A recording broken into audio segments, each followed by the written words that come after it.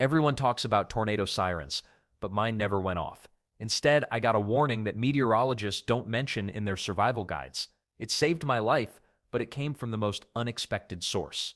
If you live in Tornado Alley, this one detail could mean the difference between life and death, and it's hiding in plain sight. I woke up that morning thinking the biggest worry of my day would be whether I remembered to study for my sociology quiz. April 27th, 2011, just another Wednesday in Tuscaloosa, Alabama. The sun was already streaming through my dorm window at the University of Alabama, and honestly, it felt like the kind of perfect spring day that makes you forget winter ever existed. My roommate Sarah was already gone to her 8 a.m. class, which meant I had the luxury of hitting snooze 3 more times before dragging myself to the shower. The campus was buzzing with its usual energy. Students walking to class with coffee cups practically glued to their hands, professors looking perpetually tired but determined, and that constant hum of college life that never really stops. I grabbed breakfast at the dining hall, rubbery eggs and toast that could probably survive a nuclear blast, but even bad cafeteria food couldn't dampen the mood. Spring semester was winding down, finals were still weeks away, and summer felt tantalizingly close. What's funny is how normal everything felt. My biggest decision that morning was whether to skip my afternoon history lecture to hang out by the quad. The weather was supposed to be gorgeous, and Professor Jenkins had this monotone voice that could put an insomniac to sleep. I texted my mom around 10 a.m., just the usual everything's fine, send money message that college kid's perfect by sophomore year. She texted back about some storm warnings she'd seen on the news, but honestly, I barely paid attention. Alabama gets storm warnings like other states get sunshine. People were going about their lives in that beautifully mundane way that you only appreciate in hindsight. Mrs. Patterson, who ran the little coffee shop on University Boulevard, was probably restocking her pastry case and complaining about the delivery guy being late again. The construction crew working on the new student center was hammering away, adding to the symphony of normal city sounds. Downtown, business owners were opening their shops, maybe glancing at the sky but not really worrying about anything more serious than afternoon traffic. The thing about living in Alabama is that weather warnings become background noise. We're used to tornado watches, severe thunderstorm alerts, and all those dramatic weather advisories that usually amount to nothing more than a good excuse to cancel outdoor plans. I'd lived here my whole life, 19 years of tornado seasons that mostly involved a lot of fuss and very little actual tornado. Sure, we'd had some close calls over the years, but Tuscaloosa felt somehow protected, like the storms always went around us instead of through us. Then there's the weird psychology of college life. When you're 20 years old and invincible, natural disasters feel like something that happens to other people in other places. I was more concerned about whether Jake from my economics class would text me back than I was about any weather system brewing somewhere in Mississippi. My priorities were embarrassingly simple: classes, friends, and figuring out what I wanted to do with my life beyond getting a degree in communications. The University of Alabama had been operating normally all morning. Classes were in session. The library was full of students pretending to study while actually scrolling through Facebook, and the athletic facilities were packed with people working off their dining hall indulgences. Campus maintenance crews were doing their usual rounds, professors were grading papers in their offices, and the administrative staff was probably dealing with the endless bureaucracy that keeps universities running. But here's what I remember most clearly about that morning. The air felt different. Not in some mystical, supernatural way, but physically different. It was warm, almost sticky, with this underlying tension that made your skin feel electric. The kind of atmospheric pressure that gives some people headaches and makes dogs act restless. Looking back, maybe that should have been our first real clue that this wasn't going to be just another ordinary. Most of us had never experienced a major tornado hitting Tuscaloosa directly. We'd seen the footage from other places, heard the stories, but there's a huge difference between knowing something intellectually and living through it. We were about as prepared for what was coming as a goldfish is prepared for a hurricane. The closest thing to disaster preparedness most college students had was knowing which buildings on campus had basements. By late morning, though, the perfect spring day was starting to show its true colors, and those colors were getting darker by the hour. The question wasn't whether something was coming, it was whether we'd finally learn the difference between a tornado watch and the real thing. I woke up that morning thinking it'd be just another Wednesday. Maybe I'd grab coffee, check my emails, complain about the humidity like every other day in Alabama. The weather guy on Channel 6 mentioned something about storms, but honestly, I wasn't paying attention. I was more concerned about whether I remembered to set my DVR for American Idol results. My phone buzzed around 10:30 a.m. Tornado watch issued for Tuscaloosa County. Well, that's new. I mean, we got these warnings maybe twice a year, and nothing ever happened. The most excitement we usually got was some heavy rain and maybe a tree branch in the yard. I actually rolled my eyes and went back to scrolling Facebook. But then my neighbor Janet knocked on my door, and she looked genuinely worried. Janet never looked worried about anything except whether her roses were getting enough water. "Did you see the alerts?" she asked, clutching her phone like it might explode. "They're saying this could be serious." That's when I actually started paying attention. Makes sense, right? Sometimes it takes someone else's panic to wake you up. I flipped on the local news, and there was James Spann, our legendary weatherman, looking more intense than I'd ever seen him. This guy had been predicting Alabama weather since before I was born, and he wasn't his usual calm, reassuring self. The weird part is how quickly everything changed. At 11 a.m., it was still partly sunny outside. I could hear kids playing in the neighborhood. Someone was mowing their lawn, for crying out loud. But the meteorologists were tracking something called a supercell forming southwest of us, and they kept using words like dangerous and life-threatening. Well, that got my attention fast. I started getting those emergency alerts on my phone, you know, the ones that make that awful screeching sound? The first few times I jumped. Then they kept coming. Tornado watch, severe thunderstorm warning. Take shelter immediately. My phone was basically having a nervous breakdown, and honestly, so was I. Let's not forget how confusing it all was. One minute they're telling us to stay alert, the next minute they're practically screaming at us to hide. I called my sister in Birmingham, thinking she'd calm me down, but she was getting the same warnings. "This isn't normal," she kept saying. "This feels different." And the weird part is, it did feel different. The air got thick and heavy, like someone had cranked up the humidity dial to 11. The wind started picking up, but not in a gentle spring breeze kind of way. It was aggressive, pushy, making the trees bend in directions that didn't look natural. Then there's the moment when you realize this isn't just another false alarm. Around noon, the sky started looking wrong. I don't know how else to describe it. The clouds weren't just gray. They were green-tinged and angry-looking, stacking up like some kind of atmospheric mountain range. I'd lived in Alabama my whole life, and I'd never seen clouds that looked like they had an attitude problem. My phone rang non-stop. My mom calling from Mobile, my coworker asking if the office was closing early. The university was canceling afternoon classes, and they never canceled anything. The University of Alabama could probably hold classes during the apocalypse, but they were shutting down. That's when the reality hit me. This was actually happening. But why was I still not fully convinced? Maybe it's human nature to think bad things happen to other people in other places. Tuscaloosa had dodged major tornadoes for decades. We'd gotten close calls, sure, but nothing devastating. Nothing that would end up on the national news. We were somehow special, protected by geography or luck, or whatever helps you sleep at night. The National Weather Service kept updating their forecasts, and each one sounded worse than the last. They were tracking rotation in the storm system, measuring wind speeds that made my stomach drop. These weren't numbers you wanted to hear, associated with weather heading your way. Around 2 p.m., I started seeing my first real signs that this wasn't going to be just another stormy afternoon. The wind was getting serious now, rattling windows and sending trash cans tumbling down the street. The temperature dropped suddenly, like someone had opened a giant refrigerator door in the sky. People were rushing around, boarding up windows, moving cars under whatever shelter they could find.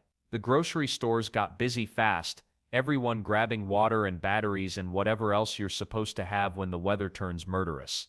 And that's exactly what was heading our way, though none of us knew just how murderous it would actually get. The storm system building southwest of Tuscaloosa was about to become something none of us were prepared for, no matter how many warnings we'd received.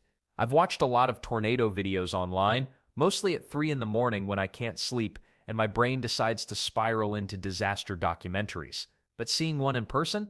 That's something else entirely. Around 5 o'clock that afternoon, I was standing in my kitchen making a peanut butter sandwich when my neighbor Sarah started screaming from her front yard. "Holy shit, look at that!" I dropped the knife and ran outside. What I saw made my stomach flip completely upside down. There it was, this massive gray-black wall stretching across the entire horizon like some kind of biblical nightmare. It wasn't one of those skinny rope tornadoes you see in movies. This thing was enormous, maybe a mile wide, just eating everything in its path. The weird part is how quiet it seemed from that distance. You'd think something that size would be roaring like a freight train, but all I could hear was this low rumble, almost like distant thunder that never stops. Sarah was already filming it with her phone, and I remember thinking how crazy that was. Here's death incarnate rolling toward our city, and we're treating it like a tourist attraction. Then the emergency broadcast started going absolutely insane. Every phone in the neighborhood started screaming those horrible alert sounds at the same time. You know the ones? They sound like robots having panic attacks. The automated voice kept repeating the same terrifying message: take shelter immediately. This is a tornado emergency for Tuscaloosa. Emergency? That word hit different when you're staring at the actual thing they're talking about. Emergency suggests there's still time to fix something, but what exactly were we supposed to fix? Ask the tornado nicely to change direction. My phone buzzed with a text from my sister in Birmingham. Are you seeing this? It's all over the news. All over the news. Great. We were about to become one of those tragic stories people watch while eating dinner, shaking their heads and saying how terrible it all is before switching to the Weather Channel. The tornado was moving northeast, which according to my mental map meant it was heading straight for downtown, straight for the university, straight for thousands of people who probably had no idea what was about to hit them. I'd lived in Alabama my whole life, 32 years, and I'd never seen anything like this. Sure, we'd had tornado warnings before, but they were always for some other county, some other town. Tuscaloosa was supposed to be safe, but here's what nobody tells you about watching a tornado approach your city. Time moves completely differently. Part of your brain is calculating wind speeds and distances like you're suddenly a meteorologist, while another part is just frozen in disbelief. This can't be real. Things like this happen to other people in other places. Sarah grabbed my arm. We need to get inside now. She was right, but I couldn't stop staring. The tornado had this hypnotic quality, like a slow-motion car accident you can't look away from. The debris cloud around it was getting bigger and darker, which meant it was picking up everything in its path. Houses, cars, trees, probably people. The wind started picking up around us, not tornado wind yet, but that restless kind that makes you nervous. Leaves were swirling in little dust devils on the street, and the temperature dropped about 10 degrees in 2 minutes. The air itself felt electric, charged with something dangerous. Makes sense, right? The whole atmosphere was basically having a violent breakdown, and we were standing right in the middle of it like idiots with cameras. I finally went inside and turned on the television. Every channel had the same shot, our tornado, taken from a helicopter that was probably way too close for safety. The meteorologist looked like he'd seen a ghost. His voice kept cracking as he explained that this was an unprecedented event for Tuscaloosa. Over 12% of the city was in the tornado's projected path. 12%. That sounds small until you realize we're talking about thousands of homes, businesses, lives. 12% of everything I knew was about to disappear. The tornado was maybe 10 minutes away now, close enough that the rumble was getting louder, close enough that my windows started rattling slightly, close enough that I could see individual pieces of debris spinning in the outer edges, pieces that used to be someone's roof, someone's car, someone's entire life. What happened next would change everything about how I understood the word destruction. But first, I had to figure out how to survive the next 20 minutes. Looking back, I should have listened to my gut that afternoon. But who really thinks a tornado will hit their exact neighborhood? The sirens were wailing like banshees across Tuscaloosa, and everyone around me was scrambling like ants when someone kicks their hill. My hands were shaking, not gonna lie, as I grabbed my phone to call Mom one more time. The thing about tornadoes is they give you just enough warning to panic, but not enough time to actually think straight. My neighbor Sarah was screaming at her kids to get inside while her husband dragged their outdoor furniture toward the garage. Makes sense, right? Except furniture doesn't matter when you're about to face 190-mile-per-hour winds that could toss a car like a tennis ball. I remember thinking how unfair it was that most of us didn't have basements. Here in Alabama, we build on slabs because the ground stays pretty warm. Great for construction costs, terrible for tornado season. So there I was, staring at my bathroom door like it was some kind of magical portal to safety. The weather guy on TV kept saying interior room, lowest floor away from windows, but when your whole house is basically one floor and every room has windows, those instructions feel pretty useless. My phone buzzed with what would be my last text message for hours. My sister in Birmingham, are you okay? This thing looks massive on the news. I typed back quickly, getting in the bathroom now, love you, send. The power flickered right as I hit that button, and I wondered if she'd ever see it. Well, that's dramatic thinking for you, but when you hear what sounds like a freight train approaching your house, drama feels pretty reasonable. The noise started small, just wind whistling through the trees. Then it got louder and louder. You know how people always say tornadoes sound like trains? They're not exaggerating. It's this deep rumbling roar that gets into your bones and makes your teeth vibrate. But here's the weird part. It also sounds like the world is being torn apart, which I guess it kind of was. I grabbed every pillow and blanket I could find and basically built a fort in my tiny bathroom. Sat in the bathtub holding a flashlight and my phone, watching the battery percentage drop while the storm got closer. The irony wasn't lost on me that I was more worried about my phone dying than actually dying. Modern priorities, right? The wind outside was picking up serious speed now.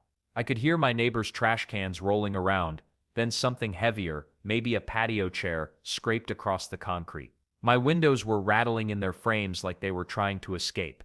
Smart windows, honestly. Then there was this moment, this terrible quiet moment, where everything just stopped. The wind died down to almost nothing. Birds stopped chirping. Even the sirens seemed to pause. I later learned this was probably the eye wall approaching, but at the time, I thought maybe the storm had changed direction. Maybe I'd gotten lucky. Maybe I could come out of the bathroom and laugh about how I'd overreacted. But the quiet only lasted maybe 30 seconds before all hell broke loose. The roar came back with a vengeance, except now it sounded like the train was pulling up to my front door. My house started shaking, not swaying like in regular storms, but actually vibrating like someone had attached it to a giant paint mixer. Pictures fell off the bathroom wall. The mirror above my sink cracked straight down the middle. I pulled the blankets over my head and tried to make myself as small as possible in that tub. That's when I heard my front windows blow out. Just this massive crash and the sound of glass hitting everything. The pressure in my ears changed so fast, I thought my head might explode. And the noise, God, the noise was incredible. Like standing inside a blender filled with rocks and sheet metal. I was praying to every deity I could remember from Sunday school, bargaining with the universe, promising to be a better person if I could just survive the next few minutes. Funny how quickly you find religion when your house is trying to fly away with you inside it. The last thing I remember clearly was feeling the bathroom door bulge inward, like something enormous was pushing against it. My ears were popping. The air felt thick and electric, and I absolutely knew that whatever was coming next was going to change everything. The storm wasn't finished with us yet. I was crouched in my bathtub when everything went to hell. 1 second I'm staring at the bathroom tiles, counting them like some nervous habit, and the next second those tiles are flying through the air like deadly confetti. The sound hit first, this freight train roar that made my bones vibrate. Then the walls started shaking, and I knew we were all screwed. My neighbor Janet had been texting me just minutes before, joking about how her husband was panicking over some little storm. Well, Janet's house isn't there anymore. Neither is her husband's perfectly manicured lawn he was always bragging about. The tornado didn't give a damn about property values or weekend barbecue plans. Forest Lake neighborhood got hit first, and I watched through my bathroom window as houses just disappeared. Not collapsed, disappeared. Like some giant eraser wiped them clean off the earth. Mrs. Patterson's 2-story colonial that she was so proud of, gone in 15 seconds. The Johnsons' new deck they'd spent all summer building might as well have been made of toothpicks. Then there's this moment that still messes with my head. I saw a refrigerator, a full-size, probably expensive stainless steel refrigerator, spinning through the air like a drunk dancer.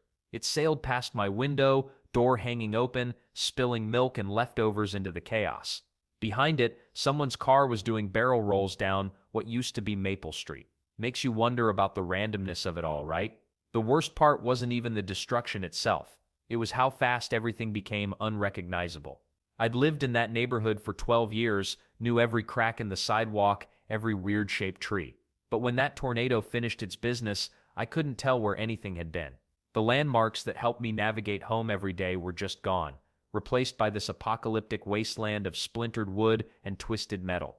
My friend Dave always bragged about his tornado shelter, spent thousands on this underground bunker thing. Called the rest of us idiots for not investing in proper protection. Well, Dave's shelter is probably still intact, buried under about 6 feet of debris and half his neighbor's roof. Sometimes being right doesn't matter when Mother Nature decides to rearrange the furniture. The tornado picked up this massive metal truss from the university, we're talking 34 tons of solid steel, and hurled it uphill like it was a paperweight. Uphill. Physics apparently takes a vacation during EF4 tornadoes. That same piece of metal could have crushed my house, my car, me. Instead, it landed in somebody's backyard pool 3 blocks away. The randomness keeps me up at night sometimes. But here's what really gets me, people were still filming this thing. Even as neighborhoods were getting erased from existence, folks had their phones out, recording videos for Facebook. Human nature is weird that way. When faced with absolute destruction, our first instinct is apparently to document it for social media. Those videos went viral pretty quick, showing our town getting demolished in real time. The debris field stretched for miles. My neighbor's pink flamingo lawn ornament ended up in Birmingham, 20+ miles away. Some kid's bicycle was found in a tree near the airport. Personal belongings scattered across Alabama like some twisted treasure hunt nobody wanted to play. Insurance companies had a field day trying to figure out whose stuff belonged to whom. And the weird part is how quiet everything got afterward. During the tornado, the noise was overwhelming, like standing inside a jet engine while it explodes. But when it passed, this eerie silence settled over everything. No birds chirping, no cars driving, no air conditioners humming. Just this dead quiet broken only by distant sirens and people calling out names, hoping for answers. The landscape looked like a war zone crossed with a garbage dump. Streets I'd driven down thousands of times were blocked by trees older than my grandmother, their massive trunks snapped like twigs. Power lines hung everywhere like dangerous spaghetti, sparking and hissing warnings to stay away. The smell hit you too. This mixture of wet wood, insulation, and something else I couldn't identify. Probably didn't want to. Some houses had their roofs peeled off so cleanly it looked surgical. Others were reduced to nothing but concrete slabs and memories. The tornado played favorites, destroying one house completely while leaving the one next door with barely a scratch. No logic to it whatsoever. When I finally crawled out of my bathroom, half my neighborhood was gone, and the other half looked like it had been put through a blender. The tornado had moved on, probably terrorizing some other town, but its calling card was written across Tuscaloosa in broken trees and shattered lives. The real nightmare, though, was just beginning. I was crammed in that tiny hall bathroom with my wife Sarah and our 8-year-old daughter Emma when it happened. The sound was getting louder, not just wind anymore, but this freight train roar that made your bones vibrate. We'd been listening to it build for what felt like hours but was probably only minutes. Time gets weird when you're terrified, you know? Sarah kept checking her phone even though the signal had been cutting in and out all afternoon. Maybe it's passing us, she whispered, like speaking too loud might attract the tornado's attention. Emma was pressed between us, clutching her stuffed elephant, the same one she'd had since she was 2 and refused to sleep without. Then the pressure changed. My ears popped like I was on an airplane, except we were sitting on our bathroom floor, surrounded by towels and bath toys. The house started shaking, not like a little tremor or the washing machine being unbalanced. This was the whole structure moving like someone had picked it up and was giving it a good shake. That's when I heard the first crack above us. A sharp splitting sound like a tree branch snapping, but amplified 100 times. I looked up at our bathroom ceiling, the same ceiling I'd painted white just last summer while complaining about having to do home maintenance, and saw it bow downward slightly. "Get under the sink," I shouted over the noise, though I'm not sure why I thought that flimsy cabinet would protect us from whatever was happening up there. We scrambled into the space, Emma in the middle, all of us trying to make ourselves as small as possible. The next crack was deafening, and then another. It sounded like God was breaking kindling, except the kindling was our house. Our roof, the one we'd just paid $8,000 to repair after the hail damage last spring, was being torn apart piece by piece. Well, actually it wasn't piece by piece. That's the thing about tornadoes that nobody tells you. They don't politely dismantle your house like a construction crew working in reverse. One second you have a ceiling, the next second you don't. It happened so fast I barely processed it. There was this tremendous ripping sound, like the world's largest piece of fabric being torn in half, and suddenly we weren't looking up at white paint and a cheap light fixture anymore. We were looking up at the sky. The dark, churning, absolutely furious sky. Rain immediately started pouring in. Not gentle spring rain, angry, horizontal sheets of water mixed with bits of debris I couldn't identify in the chaos. A piece of what looked like someone's siding slammed into the spot where our ceiling used to be. Then a tree branch. Then something that might have been part of a mailbox. Emma started screaming. And I don't blame her. Having your roof disappear while you're cowering in a bathroom tends to mess with your sense of security. Sarah was trying to cover Emma's head with a towel while I attempted to shield both of them with my body, which felt pretty useless considering we were now sitting in what amounted to an open-air bathroom getting pelted by flying debris. Our furniture was already gone. The kitchen table we'd bought at that little antique shop in Birmingham, gone, probably airborne over the next county. The couch where I watched football every Sunday vanished into the swirling darkness above us. Family photos, Emma's art projects from school, Sarah's collection of coffee mugs from every vacation we'd ever taken, all of it sucked up into this massive, spinning monster that had decided to park itself directly over our house. The weird part is how bright everything looked, despite the dark clouds. There was this strange greenish light that made everything seem surreal, like we were living inside some twisted snow globe that someone was shaking violently. I could see our neighbors' houses, or what was left of them. The Johnsons' place next door was just gone, completely flattened. Their car was upside down in what used to be their front yard. Every sound was amplified and muffled at the same time. The tornado's roar drowned out everything else, but somehow I could still hear the smaller sounds, glass breaking, wood splintering, metal grinding against metal. It was like listening to the world end in high definition. I kept thinking about stupid things, like how I'd never finished organizing the garage, and now it didn't matter because there probably wasn't a garage anymore. Or how I'd been planning to plant tomatoes in the backyard next weekend, assuming we still had a backyard when this was over. But what happens when the storm finally moves on and you have to crawl out of what used to be your bathroom into whatever's left of your neighborhood? That's when the real nightmare begins. I thought nothing could be worse than being trapped under what used to be my bathroom vanity, listening to my house get eaten alive by something that sounded like a freight train having a nervous breakdown. Well, I was wrong. Dead wrong. The silence that followed was somehow more terrifying than the noise had been. You know that ringing in your ears after a concert? This was like that, but mixed with this weird hollow feeling like the world had just held its breath and forgotten to let it out again. I could taste blood in my mouth, not sure if it was mine or just the metallic flavor of pure terror. My neighbor Janet was the first person I saw when I finally crawled out from under the debris that used to be my kitchen island.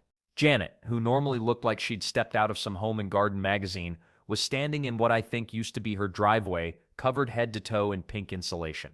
Pink insulation and mud and God knows what else. She looked like a very disturbed cotton candy experiment gone wrong. But here's the thing that really messed with my head. I almost didn't recognize where I was. I've lived on Woodland Hills Drive for 8 years. 8 years! I could drive these streets with my eyes closed, probably did half the time coming home from work. But standing there, bleeding from about 6 different cuts I didn't remember getting, I felt like I'd been dropped onto an alien planet. The Hendersons' house across the street? Gone. Not damaged, not partially destroyed. Gone. Like someone had taken a giant eraser to it. Where their 2-story colonial used to sit was just a concrete slab with a few pipes sticking up, looking as confused as I felt. Their oak tree, the one that had to be at least 50 years old, was embedded trunk first in the Johnsons' garage 3 houses down. Physics doesn't work that way, right? Trees don't fly backwards and land perfectly upright in someone's garage. Then there was this smell. Nobody ever talks about the smell after a tornado, but it hits you like a punch to the gut. It's wet wood and insulation and something chemical, maybe propane, maybe cleaning supplies from busted cabinets, mixed with rain and that weird metallic smell of destruction. Makes you want to hold your breath, but you can't because you're already struggling to breathe through the shock of it all. Janet and I just stood there staring at each other for what felt like hours, but was probably 30 seconds. Neither of us could figure out what to say. What do you say when your entire neighborhood looks like someone put it in a blender? Nice weather we're having doesn't really cut it. That's when we heard the shouting. Mrs. Patterson from 2 streets over, picking her way through the debris field that used to be Maple Avenue, calling for her husband George. She was wearing 1 shoe and a bathrobe that was more holes than fabric at that point. The weird part is, she was being so polite about it, like she was calling him for dinner, instead of searching through what looked like a war zone. My phone was somewhere in the wreckage of my house, probably in the next county by now. Janet's too. The cell towers were down anyway. We found that out pretty quick when more people started emerging from wherever they'd hidden, all trying to call someone, anyone, and getting nothing but dead air. Emergency sirens were going off in the distance, but they sounded muffled and wrong, like they were underwater. The air was thick with dust and bits of things that used to be important to somebody, family photos, pages from books, pieces of furniture I couldn't identify anymore. It was like snow. If snow was made of people's entire lives. The strangest thing, though, how normal some things looked in the middle of all that chaos. There was a stop sign, still standing perfectly straight, still bright red, in the middle of what used to be the Kowalskis' front yard. Their house was completely flattened, but that stop sign was standing there like nothing had happened, like it was still directing traffic on a street that didn't exist anymore. More people kept appearing from the rubble, like some kind of horrible magic trick in reverse. Most of us were hurt, cuts, bruises, that shell-shocked look that comes from having your reality completely rearranged in under 5 minutes. But we were alive, which was starting to feel like the most important thing in the world. What none of us knew yet was that this was just the beginning of a very long, very complicated journey back to something that might eventually feel like normal again. The real work was about to start, and it would make surviving the tornado look like the easy part. I've lived through hurricanes, ice storms, and plenty of Alabama weather chaos, but nothing, and I mean absolutely nothing, prepared me for what came after April 27th. The tornado itself was terrifying, sure, but the aftermath, that's when reality really hit us like a freight train loaded with heartbreak and disbelief. 44 people died in Tuscaloosa that day. 44. I keep saying that number because it still doesn't feel real, you know? These weren't just statistics on some news report. These were neighbors, friends, college kids who probably had plans for the weekend. The worst part is knowing that some of them might have survived if they'd had basements, but most of us down here just don't build houses that way. Ground's too hard, water tables too high, whatever the reason. Makes you wonder how many lives could have been saved with different architecture choices made decades ago. Then there's the injured. Over 1,500 people across the whole outbreak, with hundreds right here in our city. I remember driving past DCH Regional Medical Center the next morning, and it looked like a war zone triage center. Ambulances everywhere, helicopters landing constantly, families pacing around the parking lot with this hollow look in their eyes. The hospital staff worked miracles that day, treating everything from cuts and bruises to life-threatening injuries. Some folks are still dealing with those injuries today, more than a decade later. But here's what really gets me. President Obama showed up 2 days later. 2 days. Usually it takes politicians weeks to visit disaster zones, if they come at all. The man took one look at our city and declared a federal emergency faster than I've ever seen bureaucracy move. Walking through those destroyed neighborhoods with him, seeing the leader of the free world just shaking his head in disbelief, that's when it hit me how bad this really was. Even he seemed genuinely shaken by what he saw. The cleanup became its own nightmare, honestly. They estimated it would cost $100 million just to clear the debris, not rebuild, mind you, just remove the twisted metal, splintered wood, and random objects that used to be people's lives. I watched crews pull refrigerators out of trees, find family photos miles from where houses used to stand, and sort through mountains of stuff that looked like it had been through a blender the size of a football stadium. What struck me most was how the geography of our city just changed. Streets I'd driven down my entire life were suddenly unrecognizable. Landmarks were gone. The McDonald's where I used to take my kids, flattened. The gas station where I bought coffee every morning looked like it had been hit by a bomb. Even GPS systems couldn't help you navigate because the reference points simply didn't exist anymore. The weird part is how quickly some things returned to normal while others never did. Within a week, we had most of the major roads cleared enough for traffic. The university managed to hold graduation ceremonies just a few weeks later, though they had to move them because the usual venue was destroyed. Life had this strange way of insisting on continuing, even when everything felt impossible. But then you drive through certain neighborhoods months later, and they still looked apocalyptic. Empty lots where entire families used to live. Concrete slabs marking spots where dreams used to stand. Some people rebuilt right away, others sold their land and left town forever. Can't say I blame either group. There's no right way to respond when nature decides to erase your entire world in 15 minutes. The 2011 tornado outbreak became the deadliest Alabama had seen since 1955, and honestly, most of us hoped we'd never see anything like it again in our lifetimes. But climate change and shifting weather patterns make you wonder if this was just a preview of what's coming. The meteorologists keep talking about how conditions are getting more volatile, how these massive storm systems might become more common. Insurance companies descended on us like vultures, which added its own layer of stress to everything. Trying to prove what you owned when all your receipts and records got sucked into the stratosphere becomes an exercise in creative memory and frustration. Some folks spent years fighting just to get enough money to start over. Looking back now, April 27th split our city's history into before and after. We measure everything by that day. Oh, that was before the tornado, or we moved here after the storm. It became our unofficial calendar system, our shared trauma that somehow also became our shared strength. What happened that day changed us forever, but what happened in the days, weeks, and months afterward showed us who we really were as a community. The recovery revealed something about human resilience that you can't fully understand until you live through it yourself.